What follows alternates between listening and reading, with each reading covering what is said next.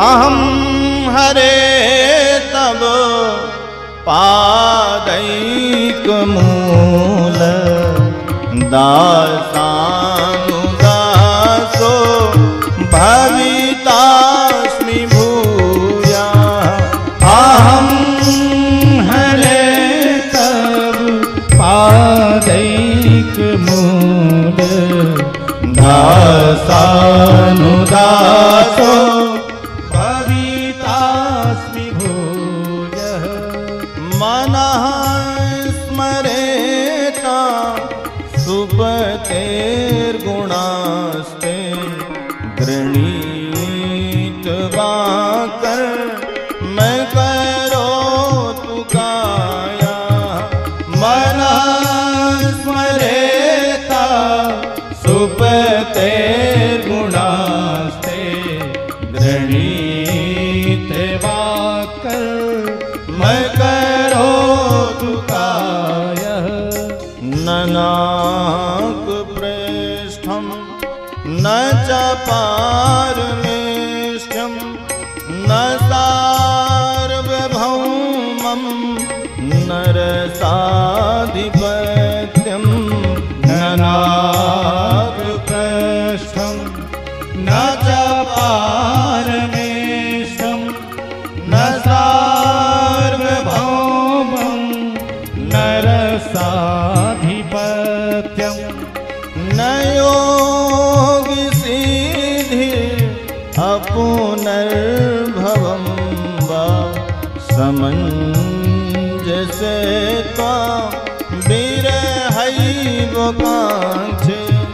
न योगि सिद्धिर् अपुनर्भवं वा समञ्जसे त्वा विरहैव काङ्क्षे।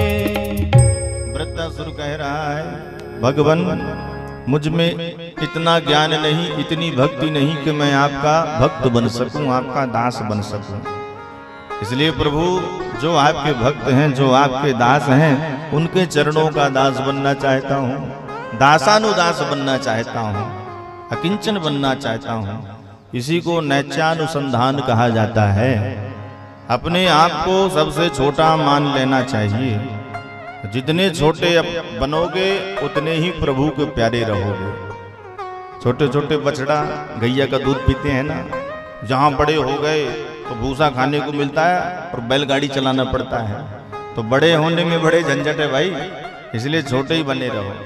छोटे बछड़ा पै पिए, बड़े हो तो भूस खात। तो छोटे में आनंद है, बड़े होने में बड़े झमेले, बड़े झंझट हैं। तो कितने छोटे हो जाएं कि भगवान का दर्शन हो जाएगा। जैसे राई तो आपने देखा होगा कितनी भारी छोटी रहती है। तो राई के 20 टुकड़े किए जाएं, फिर जो एक टुकड़ा बचे उसके फिर 20 टुकड़े किए जाएं, उससे भी छोटे होंगे, तब कहीं जाकर के भगवान का दर्शन होगा। राई के 20 हिस्सा तापा 6 पुनि 20, इतने नन्हे हैं रहो तब मिली है जगदीश। और यही वैष्णवों का सबसे बड़ा धर्म है। अपने आप को दासानुदास मान लेना चाहिए और अपने शरीर से भगवान की ही सेवा, वाणी से ठाकुर जी का नाम, कर्णपुटु से प्रभु की कथा, यही तो सबसे बड़ा धर्म है वैष्णवों का। अब अर्थ क्या होना चाहिए? तो वृत्तासुर कहता है कि भगवान ना मुझे स्वर्ग की अभिलाषा, ना ब्रह्मलोक का सुख, ना धरती का एक छत्र राज्य, ना कोई सिद्धि चाहिए, कोई भी सिद्धि नहीं चाहिए मुझे। फिर क्या चाहिए? आपका विरह, आपका स्मरण, यही अर्थ के रूप में मुझे चाहिए। और वास्तव में सज्जनों, सबसे बड़ी संपत्ति, सबसे बड़ा धन भगवान का स्मरण और भगवान का नाम। मीरा जी कहती है, पायो जी माने राम रतन धन पायो। तो राम रूपी धन सबसे बड़ा होता है सज्जनों। इसलिए पूंजी अगर जमा करनी है तो भगवान के नाम की जमा करो। इससे बढ़कर के दुनिया में कोई धन नहीं हो सकता। अरे कागज के टुकड़े कब बन जाएं, कब नोटबंदी हो जाए, पैसा सब धरा का धरा रह जाए। माताएं तो बढ़िया जमा करके रखी थी अपने पास 10-10 हजार, 20-20 हजार, 50-50 हजार की गड्डी।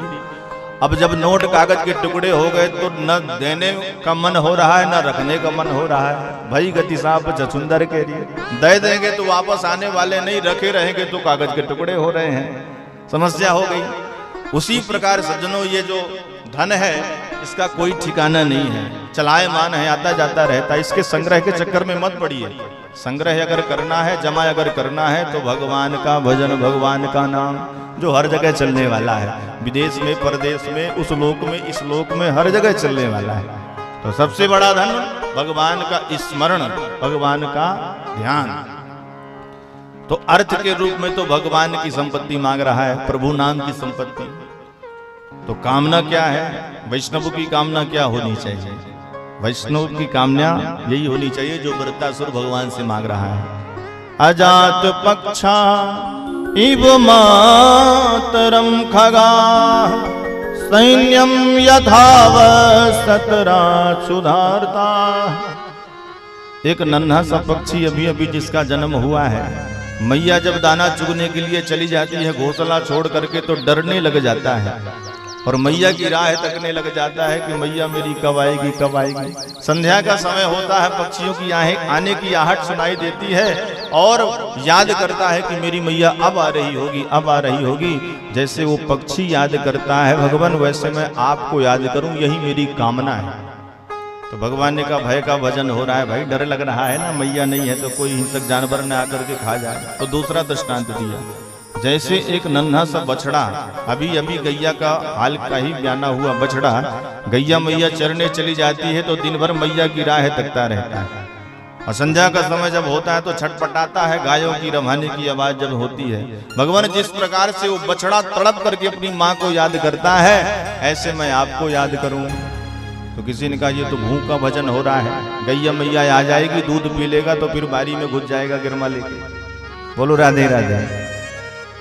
फिर तीसरा दृष्टांत दिया, जिस प्रकार से एक परदेश गए अपने पति परमेश्वर को एक पत्नी घर में बैठ करके अहरनिश याद करती रहती है भगवान, वैसे मैं आपको याद करूं। प्रियम प्रियैव वैसितम विषणा मनोरविंदाक्षदिद्रक्ष्यते त्वां।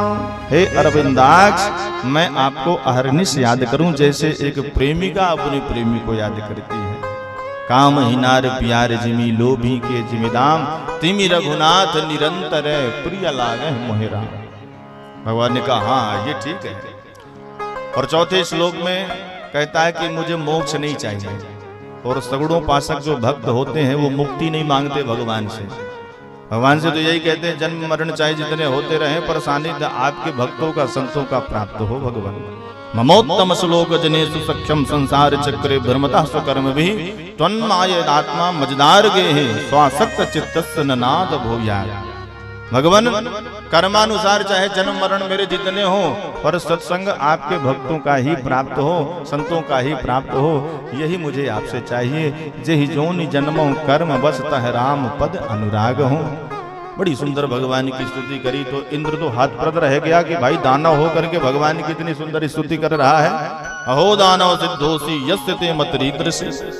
और जैसे ही आश्री भाव आया तो चल दिया, सावधान कर दिया इंद्र को, सावधान चलो हमसे युद्ध करो।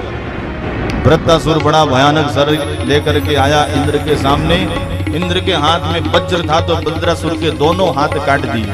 अब तो और विकराल हो गया, अब तो दौड़ा इंद्र को खाने के लिए और रसगुल्ला जैसे ही मुंह में धर लिया, पेट में इंद्र पहुंच गए। अब क्या हो, इंद्र के हाथ में वज्र था, नारायण कवच धारण किए थे, तो साल भर बाद वज्र से इंद्र के पेट को फाड़ करके बाहर निकले, तब कहीं जाकर के दुष्ट वृत्तासुर का अंत हुआ। बोलिए दुष्ट निकंदन भगवान की जय। परीक्षित ने पूछा महाराज ये असुर होने के बाद भगवान की इतनी सुंदर स्तुति कैसे कर लिया? सुखदेव बाबा कहते हैं कि राजन ये पूर्व जन्म में चित्रकेतु नाम का राजा था। संकर्षण भगवान की आराधना करके यह विद्याधर बन गया, गंधर्व बन गया। पर एक बार शंकर भगवान अपनी गोद पर बैठा करके माता पार्वती को संतों को उपदेश दे रहे थे, तो यह आ करके माता पार्वती पर कुदृष्टि डाल करके अपशब्द बकने लग गया। हे श्लोक गुरु साक्षात धर्मम भक्ता शरीरिणाम आसे मुख्या सभायाम वही मिठनी भूय भार्या। ये धर्म वक्ता बन करके बैठे हैं, इन्हें ज्ञान नहीं है समाज में कैसे बैठा जाता है। अरे जब देखो तब अपनी पत्नी को गोद में बैठाए रहते हैं।